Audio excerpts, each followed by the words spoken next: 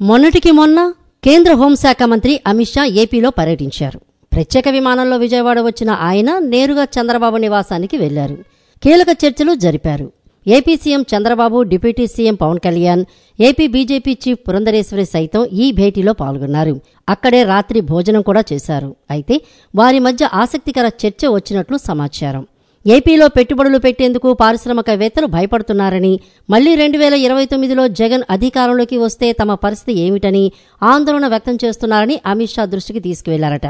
అయితే ఏపీలో టీడీపీ కూటమి అధికారంలోకి రాకపోయినా కేంద్రంలో మాత్రం బీజేపీ 4వ అధికారంలోకి వస్తుందని చెప్పాలని, అమరావతిలో పెట్టుబడులకు మాది భరోసా అని పారిశ్రామికవేత్తలకు హామీ ఇవ్వాలని చంద్రబాబుతో పాటు పవన్ కళ్యాణ్ కేంద్ర మంత్రి అమిత్ షాను కోరినట్లు ప్రచారం నడుస్తోంది.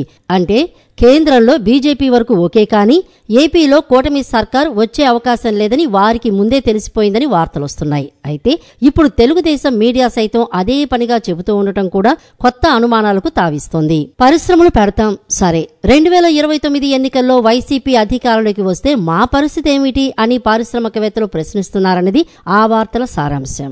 అదే పనిగా టీడీపీ అనుకూల మీడియా ప్రాజెక్టు చేస్తోంది ఈ అంశాన్ని. అయితే దాని వెనుక వ్యూహం ఉండవచ్చు, కానీ ఏపీలో 2029 ఎన్నికల్లో టీడీపీ అధికారంలోకి రాలేదని వారికి వారే ఒప్పుకున్నట్లు విశ్లేషకులు అభిప్రాయపడుతున్నారు. దానికి కారణమూ లేకపోలేదు. అమరావతిలో ఒక బడా పారిశ్రామిక సంస్థ తమ కార్యకలాపాలను ప్రారంభించేందుకు ముందుకు వచ్చింది.